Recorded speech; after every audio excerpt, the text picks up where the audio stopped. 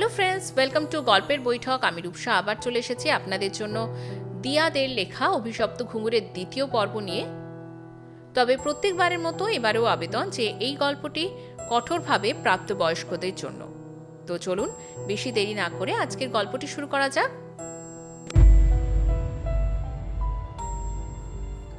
Main দরজাটা নিজে থেকেই খুলে গিয়ে যেন চান্দ্রেইকে পথ করে দেয় যাওয়ার। চান্দ্রেই তাকিয়ে দেখে যে তার থেকে 10 হাত দূরে হেঁটে যাচ্ছে এক নারী মূর্তি। চাঁদের আলোয় চান্দ্রেই স্পষ্ট দেখে মেয়েটির পরনে ভরতনাট্যমের সনাতনী পোশাক। মেয়েটি নাচের ভঙ্গিমায় হেঁটে হেঁটে যাচ্ছে। তার পায়ের ঘুঙুর থেকেই সেই সুমধুর ধ্বনি ভেসে আসছে যা চান্দ্রেইকে মোহাচ্ছন্ন করে ফেলেছে। চান্দ্রেই ওই নারী মূর্তিকে অনুসরণ করতে থাকে। ভোরের দিকে হঠাৎ ঘুম ভেঙে যায় প্রশান্তর।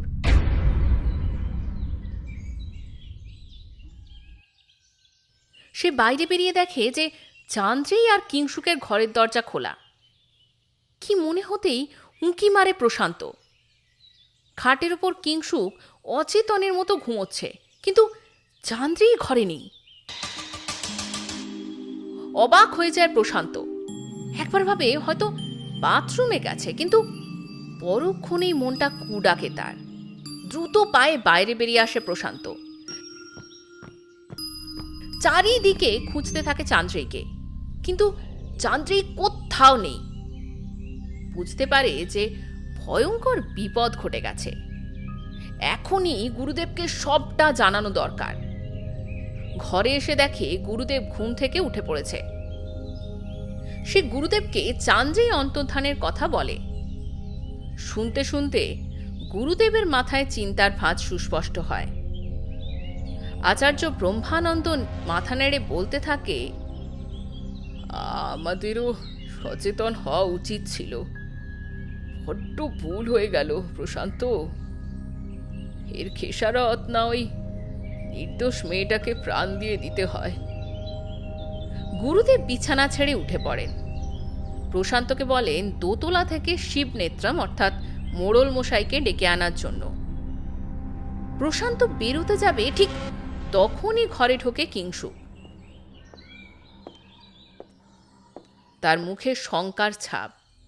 ঘুম থেকে উঠে চান্দ্রেইকে সে দেখতে না পেয়ে বাইরে বেরিয়ে প্রথমে চান্দ্রেইর বাবা মার ঘরে যায়।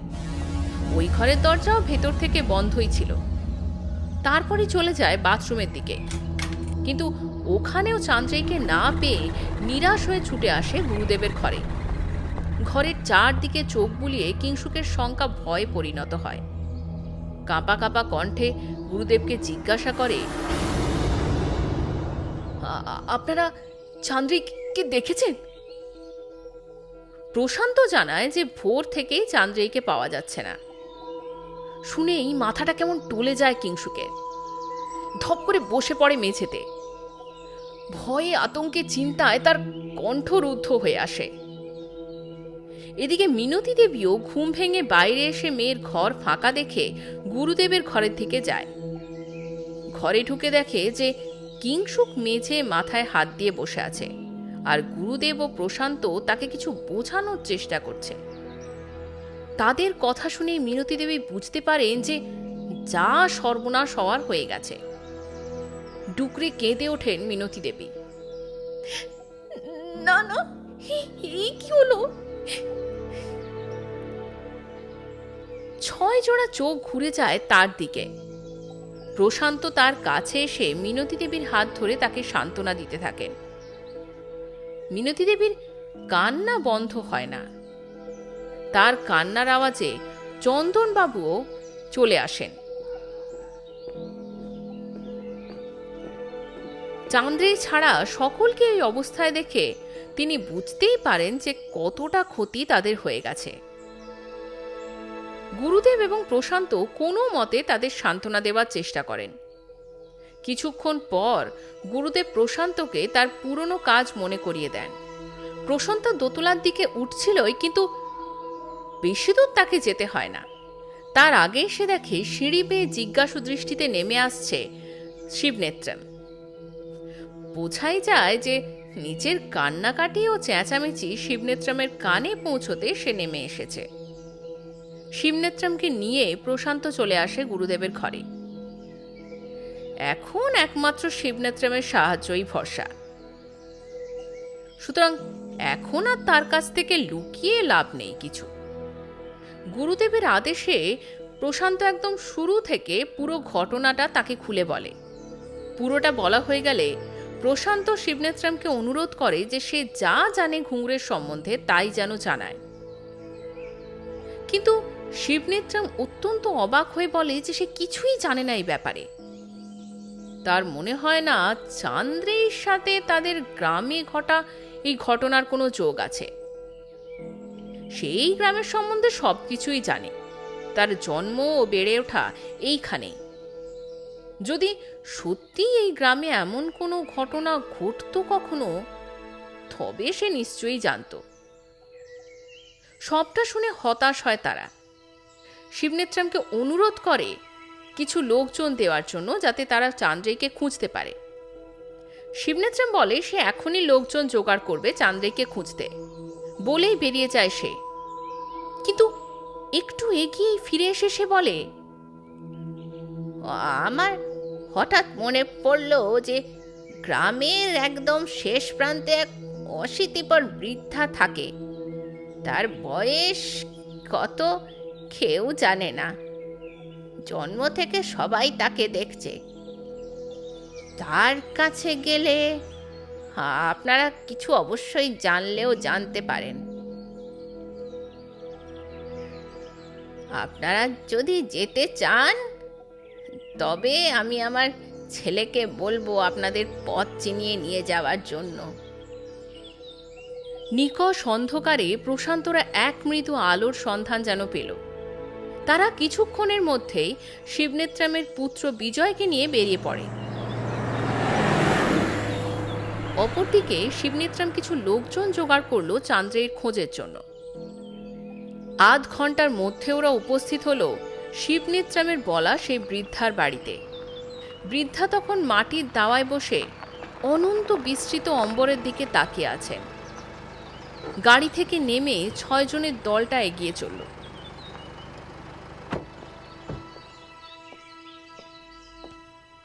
বৃদ্ধা পায়ের শব্দ শুনে চোখ নামিয়ে ছানি পড়া চোখে আগন্তুকের দলকে ঠাহর করতে লাগলেন। বিজয় এগিয়ে গিয়ে প্রণাম করে বৃদ্ধাকে। বৃদ্ধা অস্ফুটে মুখ নেড়ে কি যেন বলল। বিজয় দু একটা টুকিটাকি কথা বলার পর আসল কাজের কথায় এলো। প্রশান্তদের দলটাকে দেখিয়ে বলল যে তারা বৃদ্ধার সঙ্গে কিছু কথা বলতে চায়। বৃদ্ধা তাকিয়ে রইল ফ্যাল ফ্যাল করে। সে বুঝতেও পারল না যে তাকে তাদের কি দরকার। শেষ পর্যন্ত প্রশান্তই মুখ খুলল। সবটা সে ধীরে ধীরে বলে গেল। শুনতে শুনতে বৃদ্ধার বলি রেখা ভরা মুখটা আতঙ্কে নীল হয়ে গেল। চান্দ্রেইকে পাওয়া যাচ্ছে না শুনে হঠাৎ লাফ দিয়ে উঠে পড়ে আকাশের দিকে মুখ করে বিলাপ করতে শুরু করলো। এ ভগবান, আবার সেই দিন আসতে চলেছে। আবার সম্পূর্ণ শ্মশান হয়ে যাবে থিক্কচারু। কেউ বাঁচবে না, কেউ না। প্রশান্তরা কিংকর্ত বিমূঢ়ের মতো বসে রইল। কিছুক্ষণ বাদে বৃদ্ধার যেন হুঁশ ফিরল। এদের দেখে প্রচন্ড রাগে কাঁপতে কাঁপতে বলল, তোরা এখন এখানে কি করছিস দাঁড়িয়ে? যা যা যা, আমি কিছু জানি না, কিচ্ছু না। আমি তোদের কোনো সাহায্য করতে পারবো না। বলেই ঘরে ঢুকে সকলের মুখের ওপর দরজা দিয়ে দিল। ঘটনার আকস্মিকতায় সকলেই যেন বোবা হয়ে গেল। কারো মুখ দিয়ে কোনো কথা সরছে না। একসময় প্রশান্তই বলল যে আমার মনে হয় এই বৃদ্ধা অনেক কিছুই জানেন। একমাত্র ইনিই পারেন আমাদের সহায়তা করতে। আমাদের এখানে অপেক্ষা করা ছাড়া আর কোনো উপায় নেই। গুরুদেবও সায় দিলেন এতে। ঘুঙুরের ইতিহাস ছাড়া এক পদক্ষেপও তিনি এগোতে পারবেন না। অগত্যা অপেক্ষাই একমাত্র পথ। দেখতে দেখতে পেরিয়ে গেল 1 ঘন্টা। ভিতরে কোনো শব্দ নেই। সকলে বেশ অস্থির হয়ে উঠেছে। হঠাৎই খুলে গেল সেই রুদ্ধ দ্বার। বেরিয়ে এলো বৃদ্ধা। রণচণ্ডী রূপে তেড়ে এলো প্রশান্তদের দিকে। ঠিক সেই মুহূর্তেই মিনতি দেবী এক অদ্ভুত কাজ করলেন। শটান পায়ে পড়ে গেলেন তিনি বৃদ্ধার। আকুলি বিকুলি করে কাঁদতে থাকলেন। মায়ের চোখের জলে ধীরে ধীরে সিক্ত হলো বৃদ্ধার অন্তর। বসে পড়ে মিনতি দেবীর মাথায় হাত বুলোতে লাগলেন। নরম সুরে বৃদ্ধা বললেন, আজ যদি আমার সাহায্যে এক মা তার সন্তানকে ফিরে পায়, সমগ্র গ্রাম যদি বাঁচে, ঈশ্বর যদি তাই চান, তবে আমি আজ সেই অভিশপ্ত কাহিনী আবার মুখ দিয়ে উচ্চারণ করব। এরপর তিনি যা বললেন তা হলো, এই কাহিনী আজ থেকে প্রায় 250 বছরের পুরনো। তিনি তার বাবার মুখ থেকে শুনেছেন এবং বাবা দাদুর কাছ থেকে। তখনও থিক্কচারু গ্রাম গড়ে ওঠেনি। এই গ্রাম তখন ছিল থিঙ্গভুজ মাল্লারাম রাজার অধীনস্থ। গ্রামের ঠিক মাঝখানে ছিল এক বিষ্ণু মন্দির, যা বর্তমানে এক ধ্বংসস্তূপে পরিণত হয়েছে। মন্দিরটি ছিল বেশ বড়। মহারাজা ঢেলে সাজিয়েছিলেন মন্দিরটিকে। সে সময় সমগ্র ভারতবর্ষ তথা দক্ষিণ ভারতের বহুল প্রচলিত প্রথা ছিল দেবদাসী প্রথা। এই বিষ্ণু মন্দিরেও বহুকাল ধরে চলে আসছে এই রীতি। তবে এই মন্দিরের রীতি অনুযায়ী একজন মাত্র দেবদাসী থাকবে দেবতার সেবায় নিয়োজিত। যতদিন তার পূর্ণ যৌবন থাকবে, ততদিনই সে দেবদাসী পদে নিযুক্ত থাকবে।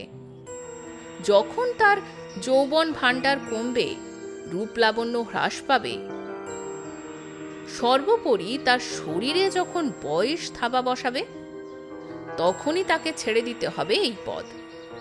তখন তার জায়গা হবে এই সমাজের আর 5টা সাধারণ নারীর মতো। রীতি অনুযায়ী এই গ্রামেরই কোনো 13 বর্ষীয়া সুলক্ষণা মেয়েই হবে দেবদাসী এবং 13 বছর বয়সে প্রথম তাকে রজস্বলা হতে হবে। এই প্রথম রজস্রাবের 6 দিনের দিন তাকে দেবদাসীর পদে নিযুক্ত হতে হবে। দেবদাসী হওয়া এই গ্রামের মেয়েদের কাছে অত্যন্ত গর্বের বিষয়। সবাই এই সুযোগের জন্য অপেক্ষা করে থাকে। গ্রামেরই মেয়ে অরুন্ধতী, রূপে গুণে অনন্যা, মন্দিরের পুরোহিতের এক বন্ধুর কন্যা সে। পুরোহিত মশাই এই কন্যাটিকে তার জন্মলগ্ন থেকেই চেনেন। খুবই সুলক্ষণা এই নারী। পুরোহিত চক্রবাহু বহুদিন রজস্বলা হওয়ার অপেক্ষা করেছেন এবং অদ্ভুতভাবেই অরুন্ধতী ঠিক 13 বছর 2 মাস বয়সের মাথায় প্রথম রজস্বলা হল। পুরোহিত চক্রবাহু মনে মনে নিজের পছন্দের ও দূরদর্শিতার বেশ প্রশংসা করলেন। নিয়ম মতো অরুন্ধতীকে দেবদাসী পদে অভিষিক্ত করা হলো। অরুন্ধতী খুব মন দিয়েই নাচ গানের মাধ্যমে দেবতাকে সন্তুষ্ট করতে লাগলো। সে মনে মনে জানত যে ভগবান শ্রী বিষ্ণুই তার স্বামী। তার দেহ ও মন উভয়কেই সে ভগবান বিষ্ণুর পায়ে উৎসর্গ করেছিল। বেশ কেটে যাচ্ছিল দিনগুলো। এরই মধ্যে কয়েকটা বসন্ত কেটে গিয়ে আবার নতুন করে প্রকৃতিতে বসন্ত এসেছে। সেই সঙ্গে বসন্তের ছোঁয়া লেগেছে অরুন্ধতীর মনে ও শরীরে। সেইবার 20 বছরে পা দিল। তার দেহ সৌষ্ঠব যেন স্বর্গের অপ্সরাকেও হার মানায়। দুধ সাদা গায়ের রং, এক ঢাল কুঞ্চিত কেশ, পান পাতার ন্যায় মুখমণ্ডল, আয়তাকার বড় বড় গভীর 2টি আঁখি, টিকলো নাক, পাপড়ির ন্যায় গোলাপি পাতলা ওষ্ঠ, মরাল গ্রীবা আর উন্নত বক্ষযুগল, মসৃণ পেটে সুগভীর নাভি, ক্ষীণ কোটি। এক কথায় ভগবান যেন তাকে নিজের জন্যই তৈরি করেছে। কিন্তু এই ভরা যৌবন আর একা কাটতে চায় না অরুন্ধতী। তার দেহ ও মন অপেক্ষা করে আছে এক পুরুষের ছোঁয়ার। সে এতদিনে এটা বুঝে গিয়েছে যে ওই পাথরের মূর্তি তার দেহের মধ্যে জ্বলা কামনার বন্যে নির্বাপিত করতে অক্ষম। তাই সে অপেক্ষা করতে থাকে সুযোগের। অবশেষে তার জীবনেও প্রবেশ করে তার বহু আকাঙ্ক্ষিত স্বপ্নের পুরুষ, এবং তার হাত ধরেই প্রথিত হয় অরুন্ধতী ও এই গ্রামের ধ্বংসের বীজ। ত্রিনারাম মহারাজ থিঙ্গভুজের ছোট পত্নীর ছোট ভাই। বিবাহের সময় মহারাজ এই শ্যালক রত্নটিকে যৌতুক স্বরূপ উপহার পেয়েছিলেন। ত্রিনারাম সেই ছোটবেলায় দিদির হাত ধরে সেই যে এই বাড়িতে এসেছিল, তারপর আর ফিরে যাওয়ার কথা কখনো দুঃস্বপ্নে ভাবেনি। এখানে তার কোনো কাজ নেই, মহারাজের অন্নেই সে প্রতিপালিত হচ্ছে, আর তার সমস্ত আবদার মেটানোর জন্য আছে তার মাতৃসম দিদি। তার ভবিষ্যতের কোনো চিন্তা নেই। সারাদিন এদিক ওদিক সেদিক ঘুরে আর গ্রামের মেয়েদের উত্ত্যক্ত করে আর রাতের বেলা মদিরার পাত্রে আকণ্ঠ ডুবে থেকে তার দিনগুলো বেশ ভালোই কেটে যায়।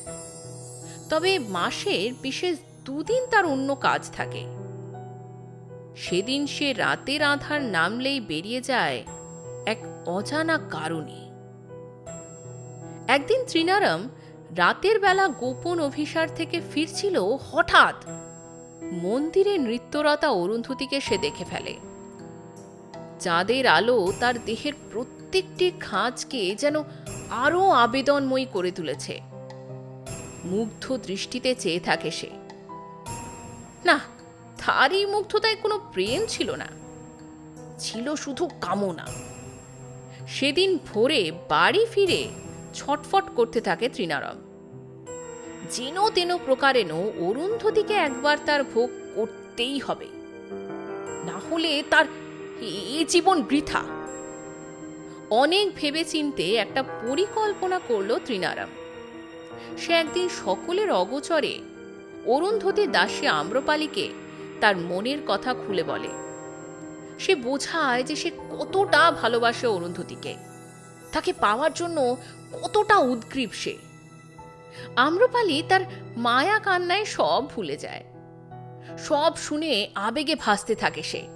সে ভাবতেই পারে না তার এই ঊষর মরুভূমির ন্যায় জীবনে কেউ তাকে প্রেমের বাড়িতে সিঞ্চন করবে। সে যেহেতু দেবদাসী, তাই এই গ্রামে সবাই তাকে দেবী হিসেবেই দেখে। সেখানে দাঁড়িয়ে ত্রিনারাম তাকে শুধু ভালোই বাসেনি, সে কথা সে ব্যক্ত পর্যন্ত করেছে।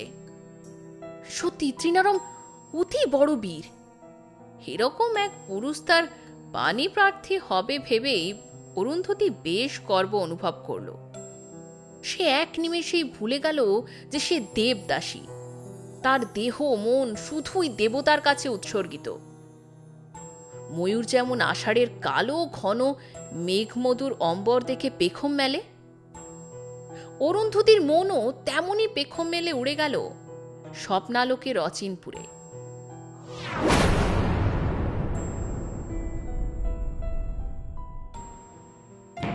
পরদিন রাতেই আম্রপালীর সহায়তায় দুজনের মিলন ঘটল। অরুন্ধতী মন্দিরের পেছনেই একটা ছোট্ট বাড়িতে থাকত। এরপর প্রতি রাতেই অরুন্ধতীর কক্ষ হয়ে উঠল মিলনক্ষেত্র। ত্রিনারামের স্পর্শে তার নারীত্ব পূর্ণতা পেত। ত্রিনারামও সুকৌশলে অরুন্ধতীর চোখে সুখী বিবাহিত জীবনের মায়াজাল অঙ্কন করেছিল। অরুন্ধতী ধীরে ধীরে নিজের কর্তব্য থেকে সরে আসতে থাকে। সে সারাদিন শুধু অপেক্ষা করত রাতের জন্য, কখন ত্রিনারাম আসবে। এদিকে ত্রিনারাম অন্য ছক্কস ছিল। সে মাসে দুদিন অমাবস্যায় ও পূর্ণিমায় এক তন্ত্র সাধকের কাছে যেত। ধীরে ধীরে সে তন্ত্রবিদ্যায় বেশ পারদর্শী হয়ে ওঠে। যে কাজের জন্য তার এত দিনের সাধনা, সে কাজ সম্পন্ন করতে তার এক ভৈরবীর দরকার ছিল, যে তাকে সঁপে দেবে তার দেহ ও মন। অরুন্ধতীর সাথে মেলামেশা করে ত্রিনারাম বুঝতে পারে যে অরুন্ধতী হতে পারে তার যোগ্য সাধনা সঙ্গিনী। দেহ ও মনের আদান প্রদান তো বহুদিন আগেই হয়েছিল। ত্রিনারামের এই তন্ত্র সাধনার একমাত্র উদ্দেশ্য ছিল মহারাজ থিঙ্গভুজ ও তার পরিবারকে সমূলে হত্যা করে তার রাজত্ব অধিগ্রহণ করা। বহুদিন ধরেই এই পরিকল্পনা চলছিল তার। সে ধীরে ধীরে অরুন্ধতীর মনে ঢুকিয়ে দেয় রাজদ্রোহিতা। সে অরুন্ধতীকে বোঝায় যে যদি রাজাই না থাকে তবে এই রাজার শাসিত রাজ্যপাটও আর থাকবে না, থাকবে না রাজার এই সব নিয়ম কানুন, সর্বোপরি এই দেবদাসী প্রথা।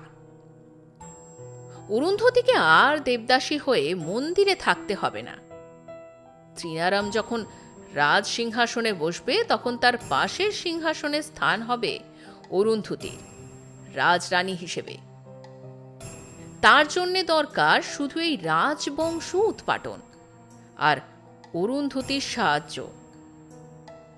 অরুন্ধতী তখন স্বপ্নালোকের ময়ূরপঙ্খীতে চেপে তার ভবিষ্যৎ রূপকথার জীবনে বিচরণ করছে। মোহাবিষ্ট হয়ে ত্রিনারামের কথায় সম্মতি দেয় সে। ত্রিনারাম অরুন্ধতীকে দু বাহু ডোরে বেঁধে ফেলে। অরুন্ধতীও মুখ গোজে তার প্রিয়তমর বুকে। ওদিকে ত্রিনারামের মুখে ভেসে যায় কুটিল হাসি। ত্রিনারাম ও অরুন্ধতী মেতে ওঠে সর্বনাশের খেলায়। এরপর থেকে প্রতি রাত্রে অরুন্ধতী ও ত্রিনারাম শয়তানের আরাধনায় নিজেদের নিয়োজিত করে। ভয়ঙ্কর সব উপাচারের মাধ্যমে শয়তানকে আহ্বান করতে থাকে তারা। কালো বিড়ালের কাটা মাথা, শকুনের চোখ, বিষাক্ত সাপের লেজ, ঘোড়ার পায়ের খুর, বিভৎস সব উপকরণ। শয়তানকে আহ্বানকালে অরুন্ধতীর পরনে থাকত কাছা দিয়ে পড়া কালো থান, চোখে ঘন কাজল, কপালে একটা বড় সিঁদুরের টিপ, চুলগুলো ছাড়া পেয়ে কোমর ছাপিয়ে নেমে গেছে নিচের দিকে। ত্রিনারামের পরনে শুধুমাত্র একটা কালো ধুতি, ঊর্ধ্বাঙ্গ উন্মুক্ত। ঘিয়ের প্রদীপের আলোয় দুজনকে দেখলেই যে কেউ চমকে উঠত। এইভাবে কেটে গেল বেশ কিছুদিন। আজই ক্রিয়ার শেষ দিন। আজ যদি ক্রিয়া সম্পন্ন হয় তবে এই রাজত্বের একমাত্র উত্তরাধিকারী হবে ত্রিনারাম। আজকের ক্রিয়ার সমস্ত আয়োজন সমাপ্ত হয়েছে, শুধু একটি উপকরণ এখনো বাকি। ত্রিনারাম কথা দিয়েছে যে সে যে করে হোক জোগাড় করে নিয়ে আসবে। এক মনে ক্রিয়ার উপাচার গোছাতে থাকে অরুন্ধতী। তার মন আজ বড়ই উৎফুল্ল। আজ রাতেই শেষ হবে তার জীবনের এই কণ্টকময় অধ্যায়। খুট করে শব্দ হতেই অরুন্ধতী দরজার দিকে ঘুরে তাকায়। মুখে তার হাসির রেখা ফুটে উঠেছে। ত্রিনারাম পেরেছে সে রাজরক্ত আনতে। ত্রিনারাম তার কোলে থাকা ঘুমন্ত ছোট্ট রাজকুমারকে ঘরের এক কোণে শুইয়ে দেয়। হ্যাঁ, রাজকুমার সুবাহুই আজকের ক্রিয়ার আহুতি। তার রাজরক্তে আহুতি দিয়েই তারা জাগিয়ে তুলবে শয়তানকে। তারপর শয়তানের হাতেই শেষ হবে মাল্লারাম রাজবংশ। দুজনে আর সময় নষ্ট না করে বসে পড়ে আসনে। শুরু হয় শয়তানের আরাধনা। এদিকে রাজপ্রাসাদে হুলুস্থুল পড়ে গেছে। ছোট্ট রাজকুমার সুবাহুকে কোথাও পাওয়া যাচ্ছে না। একটা ওইটুকু ছেলে এত রাতে কোথায় যেতে পারে কারোরই সেটা মাথায় আসছে না। মেজরানী বিন্দুমতী চোখের জলে বুক ভাসাচ্ছে। হঠাৎই এক দাসী এসে খবর দেয় যে সুবাহুকে শেষবার দেখা গিয়েছে কুমার ত্রিনারামের কোলে। সে তখন ঘুমন্ত অবস্থায় ছিল। সারা ঘরে উপস্থিত লোকজন হতবাক হয়ে যায়।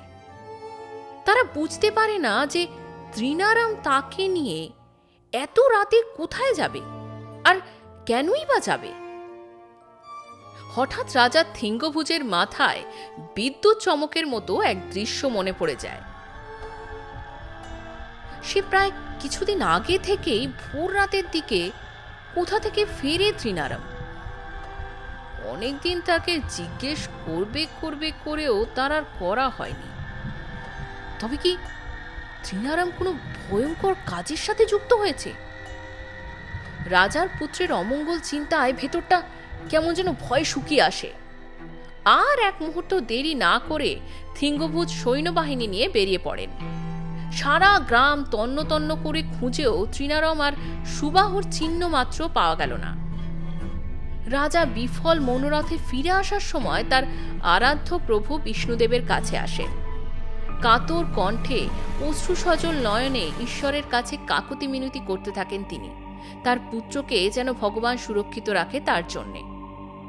অনেকক্ষণ ধরে প্রাণ ভরে ঈশ্বরকে ডেকে মন্দির থেকে বেরিয়ে আসার সময় হঠাৎই একটা গাছের নিচে চোখ যায় থিঙ্গভুজের।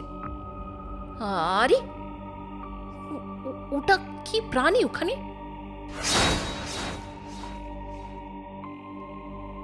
গাছে গিয়ে বুঝতে পারেন যে ওটা একটি ঘোড়া।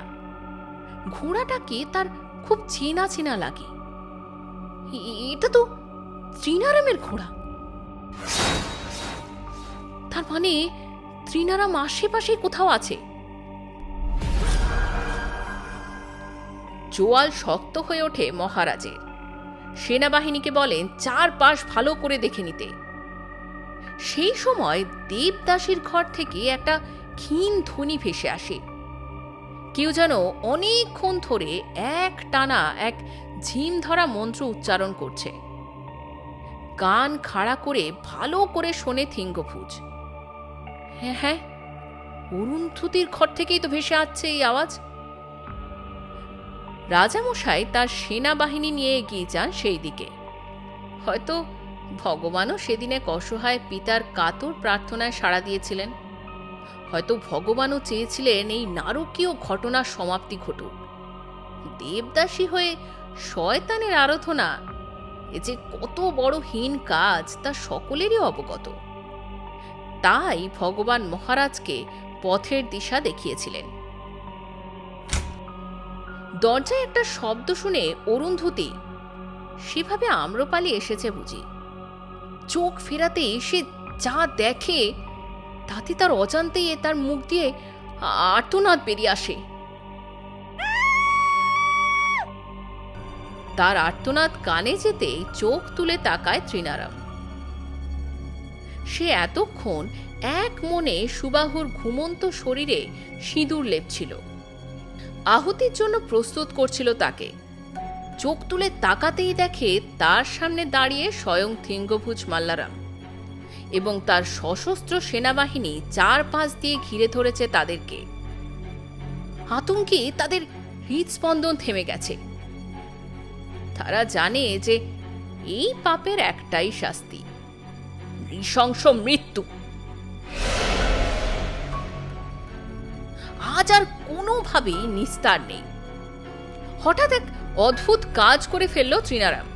সে লাফ দিয়ে উঠে সোজা খিড়কির দরজা খুলে মন্দিরের পেছনে বয়ে চলা স্রোতশ্রেণী গোদাবাড়িতে ঝাঁপ দিল। ঘটনাটা এক পলকের মধ্যে ঘটে গেল। সবাই যখন সম্বিত ফিরে পেল, তৃণারাম তখন সকলের নাগালের বাইরে। শুধুমাত্র বেশি শক্তির আস্ফালন ছাড়া মহারাজার সৈন্যদের আর কিছুই করার থাকল না। এবার সবার চোখ গেল মাটিতে বসে থাকা অরুন্ধতির দিকে। পুরো ঘটনাটায় সে স্তম্ভিত হয়ে গেছে।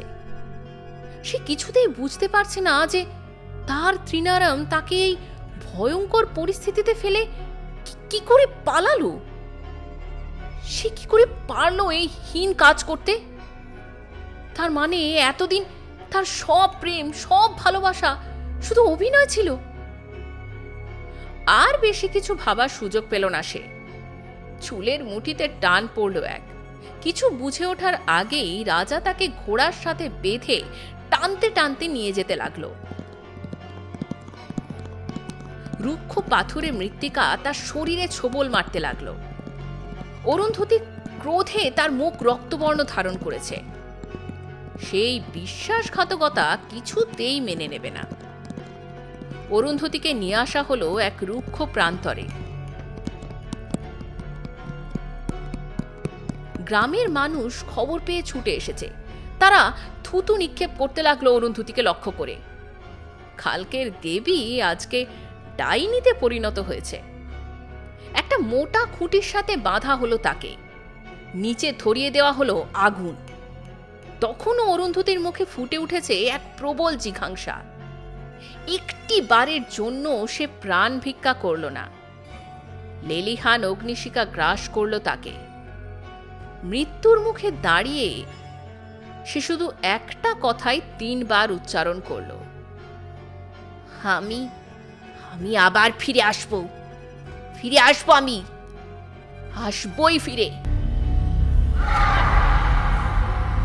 তারপর তার সেই নশ্বর দেহটি একটি ছাইয়ের স্তূপে পরিণত হলো। কিন্তু তার অতৃপ্ত আত্মার কি পরিণতি হলো? মিলল কি তার মুক্তি? অগ্নির করাল গ্রাসে শেষ হলো এক দেবদাসীর জীবন, আর পরিশোধিত হলো গ্রামের বাতাস। কিন্তু সত্যি কি গ্রামবাসী রক্ষা পেল, নাকি তাদের জীবনের আর এক অভিশপ্ত অধ্যায় শুরু হলো? এক নাগাড়ে এক টানা কথা বলে গেছেন বৃদ্ধা। এবার হাঁফ নেওয়ার জন্য একটু থামলেন, ঘটি থেকে সামান্য জল পান করলেন, মুখটা বাঁ হাতের চেটোয় মুছে নিয়ে আবার বলতে শুরু করলেন বৃদ্ধা। যদি এই ঘটনা নিছক গল্প হতো তবে হয়তো অরুন্ধতের মৃত্যুর পরই এই গ্রামে নতুন দিনের আগমন ঘটত। কিন্তু এ তো কোনো গল্প গাথা নয়, এ এক নির্মম ইতিহাস। অরুন্ধতির মৃত্যুতে গ্রামের মানুষ হাঁফ ছেড়ে বাঁচল। তাদের এখন সর্বক্ষণের চর্চিত বিষয় হল অরুন্ধতী ও তার ভয়ানক ক্রিয়াকলাপ। বলাই বাহুল্য, এই ঘটনার পর ত্রিনারামকে আর খুঁজে পাওয়া যায়নি। সবাই ভেবেই নিয়েছিল যে ওই দিনই রাতের অন্ধকারে গোদাবরীর কোলে তার সলিল সমাধি ঘটেছে। তাই ত্রিনারামকে নিয়ে তাদের কোনো মাথা ব্যথা ছিল না। ত্রিনারাম পুরুষ মানুষ, তার উপর রাজ পরিবারের লোক, তাই তাকে নিয়ে চর্চা করার মতো সাহসও গ্রামের লোকের ছিল না। তারা নিজেদের মতো করেই ঘটনাটা সাজিয়ে নিয়েছিল এবং প্রত্যক্ষদর্শী তারা অরুন্ধতীকেই করেছিল। অরুন্ধতী ছলে বলে কৌশলে ত্রিনারামকে নাকি এই কাজ করতে বাধ্য করেছে বলে তাদের সকলের অভিমত। এইভাবে কেটে গেল 7টা দিন। এরপরেই এলো সেই ভয়ঙ্কর দিন। সেদিন সকাল থেকেই আকাশের মুখ ভার। যত বেলা বাড়তে লাগলো ততই আকাশ কলকারখানার চিমনির ধোঁয়ার মতো কালো মেঘে ঢেকে গেল। চক্রবাহু আজ বিকেলই বেরিয়ে পড়েছে। এই দুর্যোগে পথে ঘাটে জনপ্রাণীর দেখা মেলা ভার। সকলেই যেন কোনো ভয়ঙ্কর মুহূর্তের প্রহর গুনছে। কিন্তু চক্রবাহুকে তো বেরোতেই হবে। বিষ্ণুদেবকে 2 বেলা নিত্য সেবা করা তার পরম কর্তব্য। সেই কোন ছেলেবেলা থেকে সেই কাজে নিযুক্ত হয়েছে, তারপর থেকে কখনো অন্যতা হয়নি। আজও তো তা তিনি হতে দিতে পারেন না। বিষ্ণুদেবকে অভুক্ত রাখতে তিনি পারবেন না। অগত্যা দ্রুত পা চালায় চক্রবাহু। আজ সময়ের একটু আগেই পুজো শেষ করে চক্রবাহু। মন্দির চত্বর একেবারে শুনশান, কোথাও কোনো প্রাণের স্পন্দন নেই। এক হাতে প্রসাদের মালসাটা আর অপর হাতে ঘিয়ের প্রদীপ নিয়ে মন্দিরের সিঁড়ি বেয়ে সাবধানে নামতে থাকেন তিনি। আর যেন চারিদিক কেমন থম মেরে আছে। বৃষ্টির টাপুর টুপুর শব্দটাও কেমন যেন বিরক্তি ধরিয়ে দিচ্ছে। সিঁড়ির শেষ ধাপ অতিক্রম করে চাতালের দিকে এগিয়ে যায় চক্রবাহু। তার থেকে কয়েক হাত দূরে ওটা কি?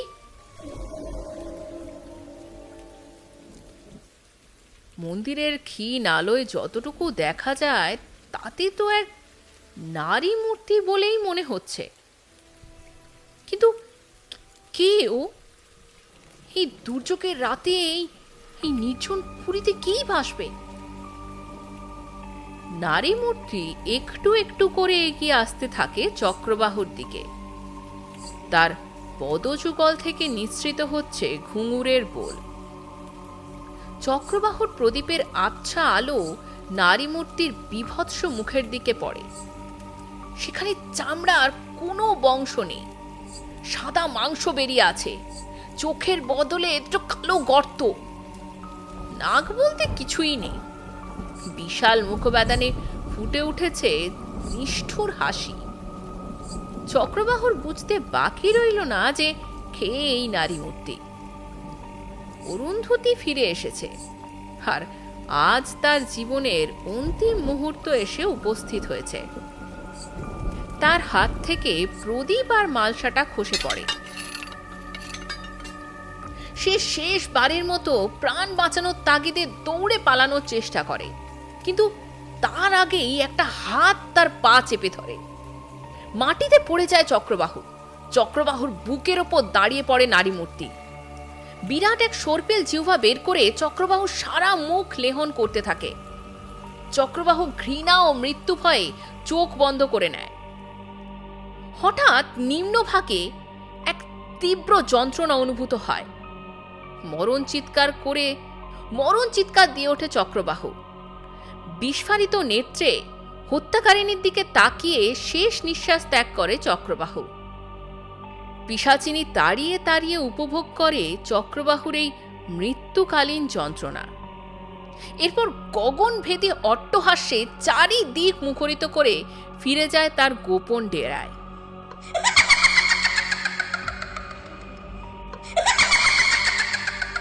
আজ থেকে তার জয় শুরু হলো।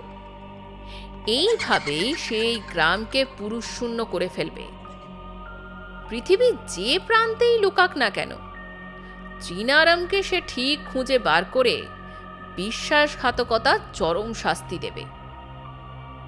পরের দিন ভোরে চক্রবাহুর ছেলে চক্রবাহুকে ডাকতে মন্দিরে যায়। কাল সারা রাত বাবা বাড়ি না ফেরায় তারা ভেবেছিল বাবা বোধহয় এই দুর্যোগে মন্দিরেই থেকে গেছে। মন্দিরের চাতালে বাবার ভয়াবহ মৃতদেহ দেখে সে ডুকরে কেঁদে ওঠে।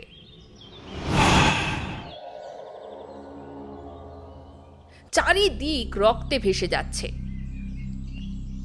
কি করবে বুঝতে না পেরে দৌড়ে সে বাড়ি ফিরে আসে।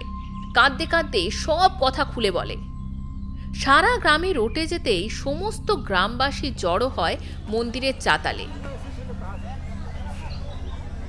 রাজপুরোহিতের এরকম নৃশংস মৃত্যু দেখে চমকে ওঠেন স্বয়ং থিঙ্গভুজ। কে বা কারা চক্রবাহুকে এত নির্মমভাবে খুন করেছে তা কেউ কিছুতেই বুঝে উঠতে পারছে না। তবে সকলেরই মনের এক গহীন কোণে একটি শঙ্কা উঁকি দিয়ে গেল। সে কি তবে সত্যিই ফিরে এলো? তাদের ভাবনাকে সত্যি প্রমাণিত করে 1 মাসে 6টি নির্মম মৃত্যু ঘটল একইভাবে। সকলের মনের শঙ্কা এবার বিশ্বাসে পরিণত হলো। গ্রামবাসী সমবেত হয়ে মহারাজের কাছে নিজেদের জীবন ভিক্ষা চাইল। মহারাজের মনেও এবার ভয়ের উদ্রেক হয়েছে। সে আর 1 মুহূর্ত দেরি না করে তার গুরুদেবকে ডেকে পাঠালেন। গুরুদেব এসেই বুঝতে পারলেন যে এই গায়ের বাতাস বিষে ভরে উঠেছে। এই অতৃপ্ত পিশাচিনীকে বশে আনা তার একার পক্ষে অসাধ্য। 11 জন অতি উচ্চ মার্গের সাধকের সম্মিলিত প্রয়াসে এক ঘোর অমাবস্যার নিকষ কালো অন্ধকারে বিষ্ণু মন্দিরের চাতালে শুরু হলো এক মহাযজ্ঞ। প্রায় সারা রাত ধরে অনেক চেষ্টার পরে অরুন্ধতীর অতৃপ্ত আত্মাকে তিনি বেঁধে দিলেন তারই অতি ব্যবহৃত ঘুঙুর চোড়ায়। যে ঘুঙুর চোড়া একদিন তার পদ্মের ন্যায় পদযুগলে শোভা পেত, সেই ঘুঙুর চোড়ায় আজ হয়ে উঠল তার অতৃপ্ত বন্দিনী আত্মার আবাসস্থল। বারবার সাধকেরা সতর্ক করলেন থিঙ্গভুজকে, এই ঘুঙুর জোড়া কখনোই যেন কোনো নারীর অঙ্গে না ওঠে। যদি তা ঘটে তবে আবার ফিরে আসবে অরুন্ধতী, আজকের থেকেও আরো অনেক বেশি শক্তি সঞ্চয় করে। সেদিন তাকে দমন করা প্রায় অসাধ্য।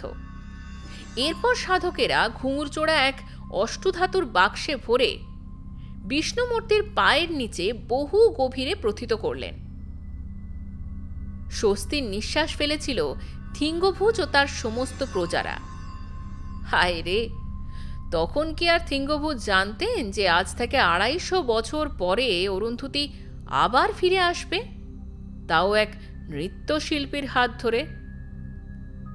কিন্তু এরপরেও আর বেশি দিন রাজত্ব চালাতে পারেননি থিঙ্গভুজ। অরুন্ধতীর হায় লেগেছিল এই রাজ্যের ওপর। বছর 10 পরেই এক প্রবল ভূমিকম্পে ভেঙে পড়েছিল রাজপ্রাসাদ এবং বিষ্ণু মন্দির সহ গ্রামের সমস্ত ঘরবাড়ি। বেশিরভাগ মানুষই মারা পড়েছিল। যে কজন বেঁচে ছিল তারাও তাদের রুজিরুটির খোঁজে চলে গেল অন্যত্র। মাল্লারাম রাজবংশের কেউ বাঁচেনি। ফলে কালের আবর্তে চাপা পড়ে অরুন্ধতীর ইতিহাস। তাহলে আপনি এত কথা কি করে জানলেন? হঠাৎই প্রশ্ন করে প্রশান্ত। কথাটা কানে যেতেই বৃদ্ধা চকিতে তার দিকে ঘুরে হিমশীতল দৃষ্টিতে প্রশান্তকে মাপতে মাপতে হিসহিসিয়ে উত্তর দেয়, কারণ আমি যে অরুন্ধতীর বংশেরই মেয়ে। অরুন্ধতী ছিল আমার দাদুর বড় দিদি। সেদিন ভূমিকম্পের পরে আমাদের পরিবারও গ্রাম ছেড়ে চলে গিয়েছিল, কিন্তু নিজের মেয়ের টানে আমার বড় দাদু আবার ফিরে এসেছিল এই গ্রামে। বড় দাদু সেদিন কিচ্ছু করতে পারেনি। চোখের সামনে নিজের মেয়ের মৃত্যু দেখেও চুপ করে থেকেছিলেন। কি ভুল করেছিল অরুন্ধতী? সে ত্রিনারামকে ভালোবেসে শুধু শুধু সুখে সংসার করতে চেয়েছিল। একজন নারী হিসেবে এটা কি খুব অন্যায় চাওয়া? তার কি এই নৃশংস মৃত্যু কাম্য ছিল আদৌ? অরুন্ধতীকে সেদিন জীবন্ত জ্বালিয়ে দেওয়া হয়। বড় দাদুর মনে সেই দিনই প্রতিশোধের আগুন জ্বলে উঠেছিল। সেই প্রতিশোধের আগুন বড় দাদু জ্বালিয়ে দিয়েছিলেন আমার দাদুর মধ্যে, সেখান থেকে বাবা এবং সেখান থেকে আমার মধ্যে। বাবা দাদু জীবদ্দশায় প্রতিশোধের সুযোগ পায়নি। আমিও হয়তো পেতাম না যদি না সেদিন ওই সরকারি বাবুগুলো আমার কাছে না আসতেন এই গ্রামের ইতিহাস জানার জন্য। আমার ভেতরের আগুনটা আরও একবার জ্বলে উঠেছিল। আমি ওদের সন্ধান দিয়ে ওই বাক্সের, তারপর নিজের রাস্তা নিজেই তৈরি করে নিয়েছে অরুন্ধতী। সে আবার ফিরে এসেছে, আবার এসেছে। এবার এই গ্রামের ধ্বংস নিশ্চিত। তার সাথে তোদের ওই মেয়েরও। আর কোনোদিনও পাবি না ওকে তোরা, কোনোদিনও না। তারপরই হঠাৎ ব্রহ্মানন্দের দিকে মুখ ফিরিয়ে অবহেলা দৃষ্টিতে তাকিয়ে ব্যঙ্গের সুরে বলে ওঠে বৃদ্ধা, সেদিন 11 জুন অত্যন্ত উচ্চ মার্গের সাধকদের যা করতে কাল ঘাম ছুটে গিয়েছিল, তা তুই একা কি করবি? কিচ্ছু করতে পারবি না, কিচ্ছু না। বলেই অত্যন্ত কুৎসিতভাবে হেসে ওঠে বৃদ্ধা।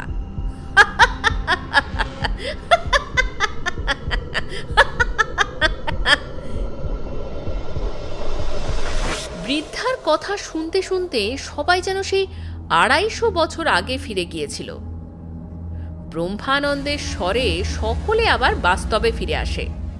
ব্রহ্মানন্দ সকলকে গাড়িতে যেতে নির্দেশ করে। এখানকার কাজ সমাপ্ত হয়েছে। সে বুঝে গেছে যে এখন তার কি করণীয়। সকলে গাড়িতে উঠলে ড্রাইভার গাড়ি ছেড়ে দেয়। তখনও কানে আসছে ওই বৃদ্ধার সেই কুৎসিত হাসি।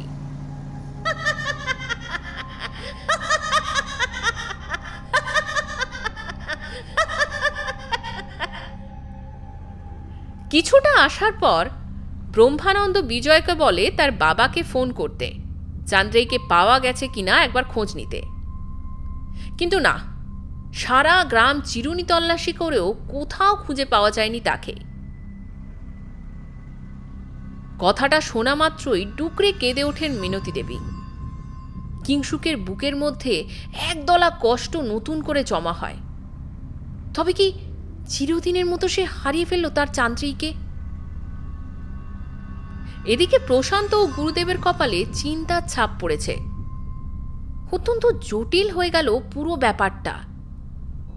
11 জনের পক্ষে যা প্রায় দুঃসাধ্য ছিল, তা কি তাদের দুজনের পক্ষে সম্পন্ন করা আদৌ সম্ভব? কিন্তু এতদূর যখন এসেছে, তখন এর শেষ দেখেই ছাড়বে। ব্রহ্মানন্দের হাতের মুষ্টি আরও শক্ত হয়। বাড়ি ফিরে মিনতি দেবী, চন্দনবাবু ও কিংশুককে রেখে বিজয়কে নিয়ে বেরিয়ে পড়ে দুজন, সাথে একটা বড় ঝোলা। বিষ্ণু মন্দিরের চাতালে যখন ওরা পৌঁছল, তখন সূর্য প্রায় অস্তগামী। স্বল্প দিবালোকে ঝোলা থেকে বের করে পুণ্যতোয়া গঙ্গার জল। তা দিয়ে তাড়াতাড়ি একটা জায়গা পরিষ্কার করে নেয় প্রশান্ত ও ব্রহ্মানন্দ। আজ রাত 12টায় এই চাতালেই পুজোয় বসবে তারা। ব্রহ্মানন্দের মন বলছে যে চান্দ্রী এখনো জীবিত। আজ রাতই তার শেষ রাত। আজ রাতের মধ্যেই তাদেরকে যা করার করতে হবে। বাজার থেকে টুকটাক পূজার উপকরণ কিনে ফিরে আসে দুজন। বাড়ি এসে আজকের পুজোর পরিকল্পনা জানান চন্দনবাবুদের। তারাও জেদ করে যে তারা যাবে গুরুদেবের সাথে। কোনো ক্রমে তাদের নিরস্ত করল প্রশান্ত এবং তাদের বারবার বলে দিল যে কোনো অবস্থাতেই আজ যেন ঘর থেকে তারা না বেরোয়। রাত 10টা বাজতেই স্নান সেরে শুদ্ধ লাল বস্ত্রে পুজোর সমস্ত উপাচার নিয়ে বেরিয়ে পড়ল প্রশান্ত ও ব্রহ্মানন্দ। পুজোর সমস্ত জোগাড় করতে প্রায় 11:30 বাজল। এরপর দুজন বসে পড়ল দুজনের জন্য কাটা বৃত্তের মধ্যে। দুজনেই দুজনের মুখোমুখি বসল। তাদের মধ্যিখানে সাজানো হয়েছে যজ্ঞবেদী। দুজনেই দুজনার গাত্রবন্ধন করে নিল। ব্রহ্মানন্দ শেষবারের মতো প্রশান্তকে বলে দিল যে যাই হয়ে যাক না কেন, সে যেন ওই বৃত্ত থেকে না বেরোয়।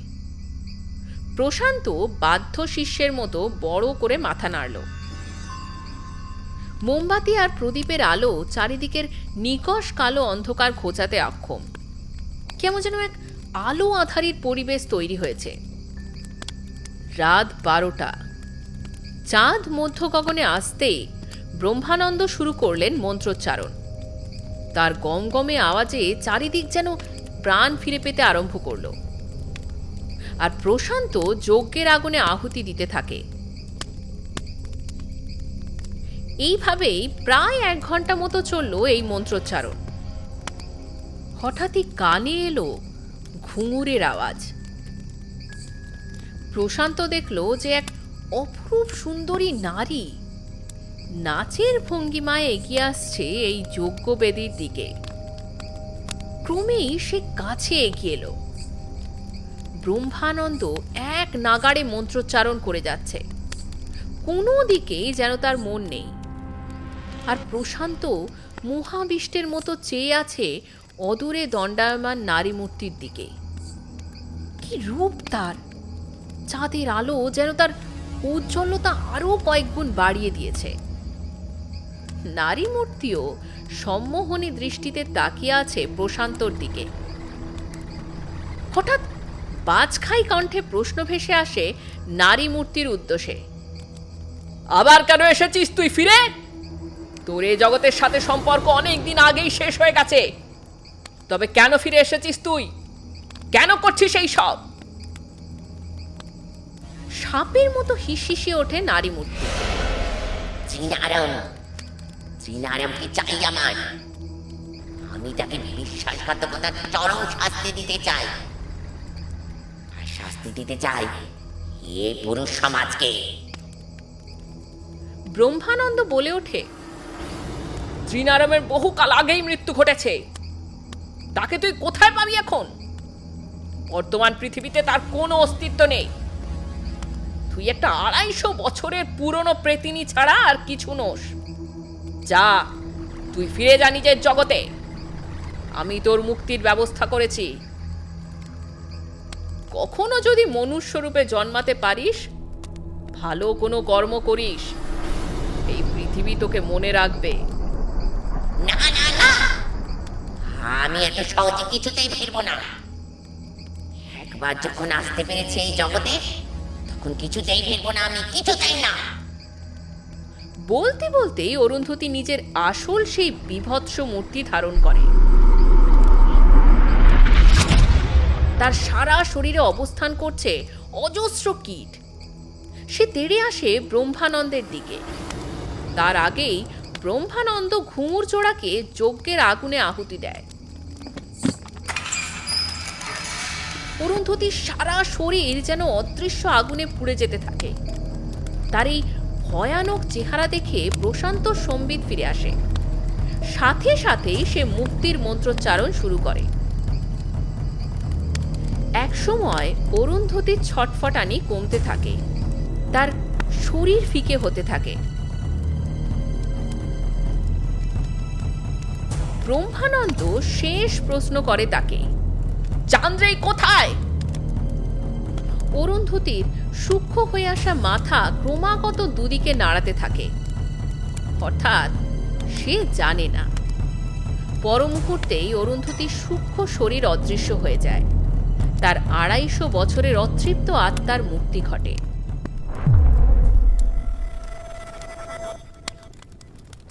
কিছুক্ষণের জন্য হতবাক হয়ে যায় প্রশান্ত। তারপর ধীরে ধীরে বলে, চান্দ্রিককে তো পাওয়া গেল না। তবে কি অরুন্ধতী তাকে নিয়ে গেল? ব্রহ্মানন্দ উঠে দাঁড়ায়, বলে, এসো আমার সঙ্গে।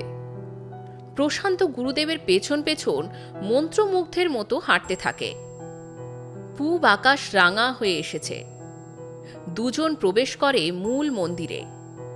ধ্বংসস্তূপের মধ্যে একটু ফাঁকা জায়গা। সেখানেই অচেতন হয়ে পড়ে আছে চান্দ্রেয়ী। তার পরনে পরশু রাতে সেই রাত পোশাক। প্রশান্ত পাঁজাকোলা করে তুলে নেয় তাকে। মন্দির থেকে বাইরে বের করে নিয়ে আসে।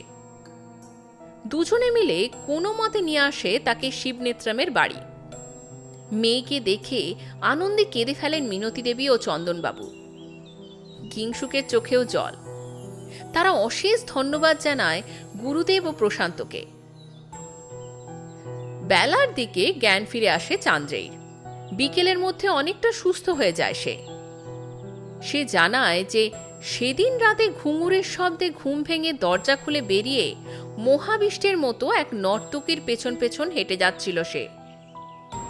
হঠাৎ সে দেখে যে এক দিব্যকান্তি সৌম্যদর্শন পুরুষ হাতের ইশারায় তাকে ডাকছে। সেই টান ওই রমণীর টানের তুলনায় অনেক বেশি। সে এগিয়ে যেতে থাকে ওই দিব্যকান্তি পুরুষের দিকে। একসময় একটা দারুণ সুন্দর মন্দিরে প্রবেশ করে তারা। তারপর আর চান্দ্রেয়ীর কিছুই মনে নেই। ভগবান বিষ্ণুই যে সেদিন তাকে রক্ষা করেছিলেন তাতে কোনো দ্বিমত নেই। সেদিন যেমন তিনি মহারাজ থিঙ্গভুজের কোলে তার পুত্র সুবাহুকে ফিরিয়ে দিয়েছিলেন, আজও আর এক মায়ের কোলে তার সন্তানকে ফিরিয়ে দিয়ে গেলেন। সকলে আরও একবার ভগবান শ্রীবিষ্ণুকে প্রণাম জানালেন। আজ ওরা ফিরে যাচ্ছে। গ্রামের প্রায় সব মানুষই বিদায় জানাতে এসেছে ওদের। গাড়িতে ওঠার আগে ব্রহ্মানন্দ শিবনেত্রমের হাত দুটো ধরে বললেন, আজ থেকে আর কোনো মায়ের কোল যাতে খালি না হয় তার ব্যবস্থা করে দিয়ে গেলাম। আপনারা ভালো থাকবেন। শিবনেত্রম কৃতজ্ঞতা জানানোর ভাষা হারিয়ে ফেললেন। তাদের গ্রাম আজ মুক্ত হল ২৫০ বছরের প্রাচীন এক অভিশাপ থেকে। গাড়ি চলছে মধ্য গতিতে। তাদের ড্রাইভার চেতন বুঝেছে যে তার আরোহীদের মুড আজ বেশ ভালো, তাই সে এক মালায়ালাম গান চালিয়ে দিয়েছে। গানের তালে তালে সকলেই বেশ মাথা দোলাচ্ছে, এমনকি স্বয়ং ব্রহ্মানন্দ। এইসবের মাঝেই চান্দ্রেয়ীর মনটা বারবার আনমনা হয়ে যাচ্ছে। তার শুধুই মনে হচ্ছে যে মানুষ যে কেন এত লোভ করে কে জানে।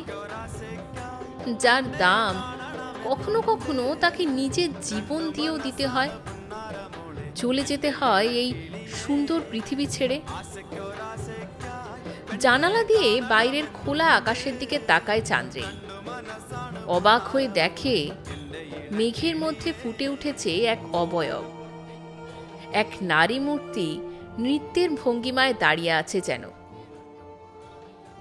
আর তার মুখে ফুটে রয়েছে পরম প্রশান্তির হাসি।